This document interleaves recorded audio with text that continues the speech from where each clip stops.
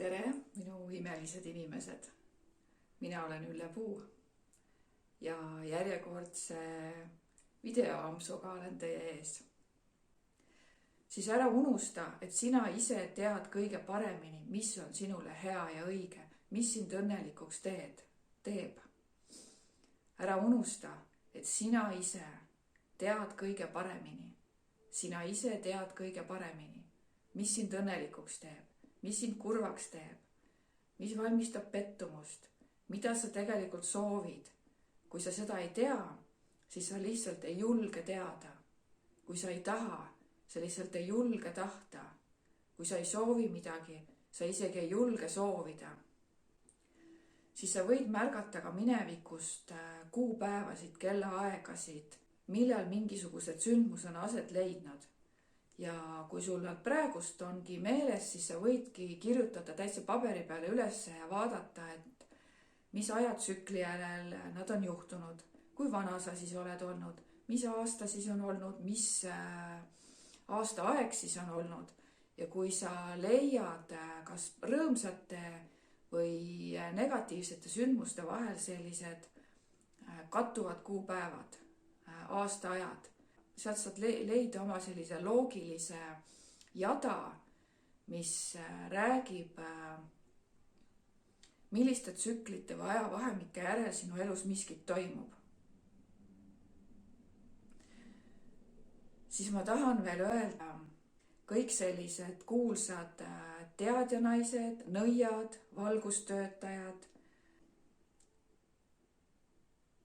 teadjamehed, šamaanid, kõik annavad oma nõuandeid ja eriti edukad on need, kes on meediasse pääsenud suure laviiniga.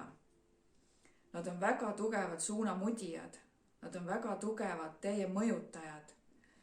Ja kui nad ütlevad, et mul tuli jälle uus raamat välja, mul tuli uus kalender välja, mul on kuulake, ainult nii tohib teha, mitte mingil juhul ei tohi teistmoodi teha. Ainult see, mis mina räägin, see on õige jutt. Ärge kuulake mitte kedagi teist, on ju.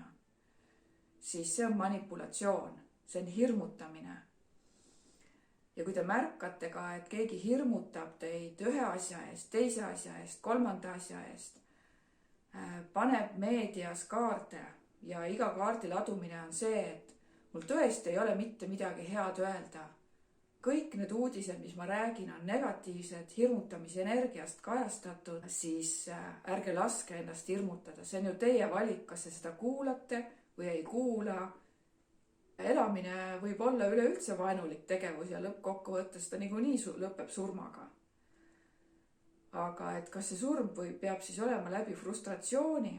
Surm võib olla ju sinu transformatsioon lihtsalt, kus sa muutud ühest energiast teise. Sa sured ka siis, kui sinu elus toimuvad suured muutused. Sa lõpetad gümnaasiumi. Gümnaasiumi õpilasena sa sured ja sa ärkad ellu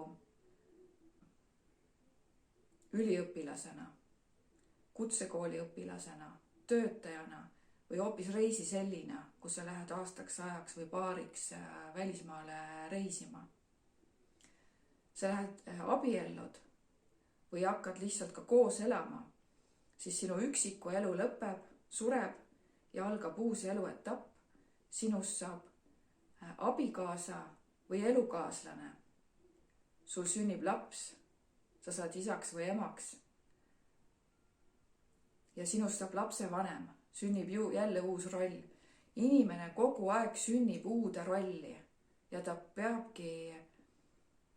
võiks kohaneda uue rolliga. Kui inimene ei kohane uue rolliga, siis ta jääb vanasse rolli. Et miks naised või mehed elukaaslaste kõrvalt või abikaasade kõrvalt vaatavad teisi, tahavad hullult pidustustel käia. Neil on sõbrad tähtsamad kui oma pere, sest nad ei ole sinna uude rolli sisse läinud. See on see abikaasa roll, elukaaslase roll, lapsevanema roll, see ei ole piisavalt teadvustatud ja see roll ei ole 100% omaks võetud. Need on rollimängud. Nüüd ma läksin täitsa jutust kõrvale, aga ma põhimõtteliselt tahtsin öelda, et kõik sellised ennustused, mis on hästi laiale vaatajaskonnale, siis jaa, sa võidki noppida sealt oma iva välja ja see on väga hea. Aga sina ise tead kõige paremini, mis on õige sinu jaoks, kui sa ei lase iseennast hirmutada, iseenda kõrgemalt rajalt eemale juhtida. Ja mingil juhul sa ei tohiks jääda sellistest avaldustest sõltuvusse. Ka see on sõltuvus. Nikotiinisõltuvus, droogide sõltuvus, alkoholisõltuvus, selgeltnägijate ja ravitsejate sõltuvus, draamade sõltuvus. Vaata, mis sõltuvus sinul on. Magusa sõltuvus. Minul on magusa sõltuvus. Sellega mina pean tegelema.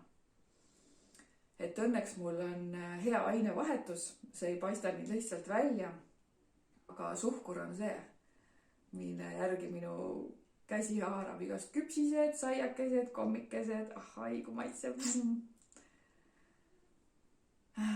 Aga et kas minu organism sellest nagu rõõmustab, et kui see kaalus isegi ei paista, siis ta võib mingil muul moel märku anda, et see ei sobi talle ja nii samamoodi teie söögi sõltuvustega. Et pange tähele ja märgake.